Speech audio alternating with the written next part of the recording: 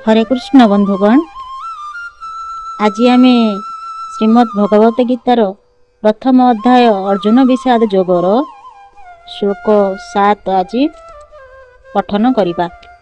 तो ता पूर्व मु मोर गुरु को प्रणाम जनाई आपण पाखक श्लोक 7 नहीं आसबि। चलतु गुरु वंदना आरंभ करवा। अज्ञानतिमिरान्धस्य ज्ञानाञ्जनशलाकया चक्षुर्मीलितं येन तस्मै श्रीगुरवे नमः।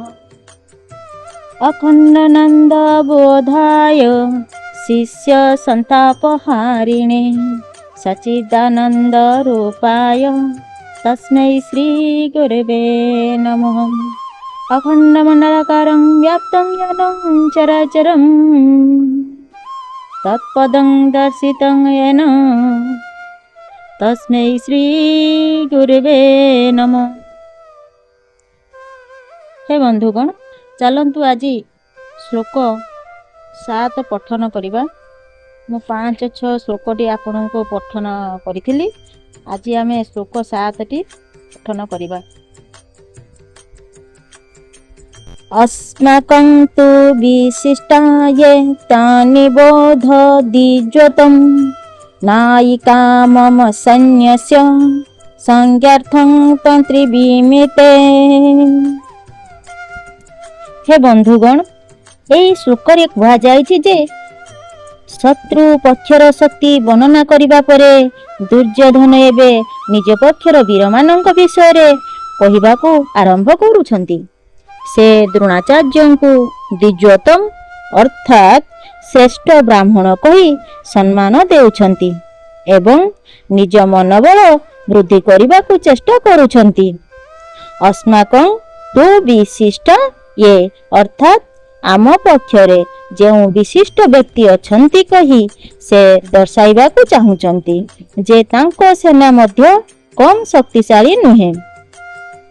से निज सेनार मुख्य नायक मानक नाम कहवा को जाउछंती, जहा द्वारा द्रोणाचार्य एवं अन्य मानक मनरे आत्मविश्वास सृष्टि होबो।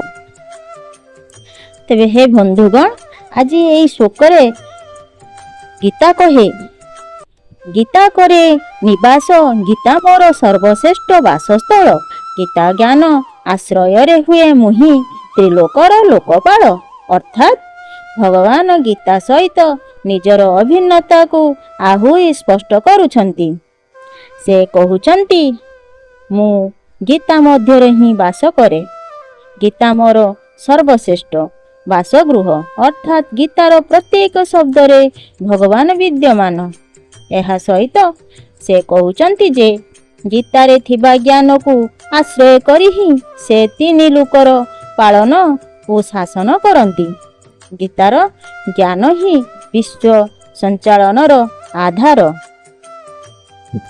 तेबे गीतारे श्रीकृष्ण कहिछंती जेतेबेले सत्य और असत्यर लड़ेई हेबो सेतेबेले सत्य एकुटिया छिड़ा हेबो आउ असत्यर दल बहुत बड़ रहिबो। कारण असत्य पथरे मूर्ख आउ अधर्मी माने छिड़ा हेबे, किंतु सर्वशेषरे सत्यर ही जय हेबो।